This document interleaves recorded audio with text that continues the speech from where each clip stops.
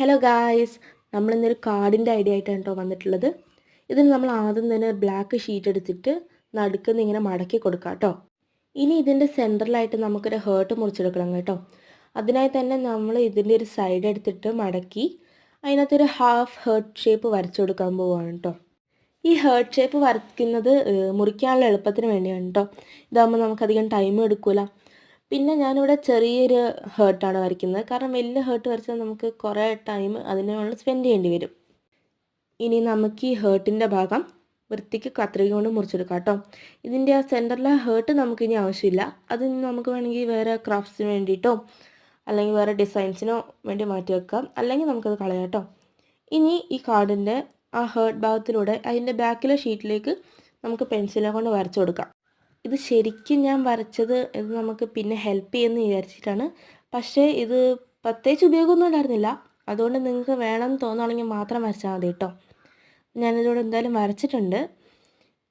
ഇനി നമ്മൾ ചെയ്യേണ്ടത് എന്താണെന്ന് വെച്ചാൽ കുറച്ച് റെഡ് ഷീറ്റ് എടുക്കാം. എന്നിട്ട് അതിങ്ങനെ ഹൊറിസോണ്ടലായി പിടിച്ചിട്ട് അതിൻ്റെ ആ സൈഡിൽ നിന്ന് 0.5 സെൻറ്റിമീറ്റർ വീതിയിൽ കുറച്ച് സ്ട്രിപ്സ് മുറിച്ചെടുക്കുക. ഞാനൊരു പേപ്പർ ഫുള്ളും മുറിച്ചായിരുന്നു കേട്ടോ, എന്നിട്ടാണ് തികഞ്ഞത്. അപ്പോൾ നമുക്കിങ്ങനെ സ്ട്രിപ്സായിട്ട് മുറിച്ചെടുക്കാം കേട്ടോ. നമുക്ക് ഇതിനൊരു സ്ട്രിപ്പ് എടുത്തിട്ട് നമുക്കിങ്ങനെ ചുരുട്ടി കൊടുക്കാം കേട്ടോ. നമുക്കിങ്ങനെ റോൾ ചെയ്ത് കൊടുക്കാം. പണ്ടൊക്കെ പേപ്പർ കമ്മൽ ഉണ്ടാക്കുന്ന പോലെയാണ് കേട്ടോ ഞാനിപ്പോൾ ഇവിടെ റോൾ ചെയ്യുന്നത്. നമുക്ക് ഫുള്ള് റോൾ ചെയ്ത് കൊടുക്കണം. ബാക്കിയുള്ള എല്ലാ സ്ട്രിപ്സും നമ്മളിങ്ങനെ റോൾ ചെയ്തെടുക്കണം കേട്ടോ. ഞാനവിടെ മുറിച്ചതിനെക്കാട്ട് കൂടുതൽ എനിക്ക് നേരത്തെ പിന്നെ മുറിക്കേണ്ടി വന്നു.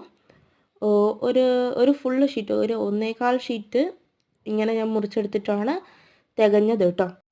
ഇനി ഇതിൻ്റെ എൻഡ് നമുക്കിവിടെ ഗ്ലൂവും കൊണ്ട് ഒട്ടിച്ചു കൊടുക്കാം കേട്ടോ. നിങ്ങൾ സെലോ ടൈപ്പാണ് യൂസ് ചെയ്യുന്നതെങ്കിൽ അത് യൂസ് ചെയ്യാം, പക്ഷേ ഞാൻ കുറച്ചും കൂടെ പ്രിഫർ ചെയ്യുന്നത് ഗ്ലൂ ആയിരിക്കും. ഈ ബാക്കിയെല്ലാം നമുക്കിങ്ങനെ ഇതുപോലെ ചെയ്തെടുക്കാം കേട്ടോ. ഇനി നമ്മൾ നേരത്തെ ഉണ്ടാക്കി വെച്ച കാർഡിലേക്ക് ഈ ഓരോ റോളുകളും ഒട്ടിച്ചു കൊടുക്കാം കേട്ടോ. ആദ്യം ഞാൻ ഗ്ലൂ ബീഡിൻ്റെ പുറകിൽ വച്ചിട്ടാണ് കേട്ടോ ഒട്ടിച്ചത്.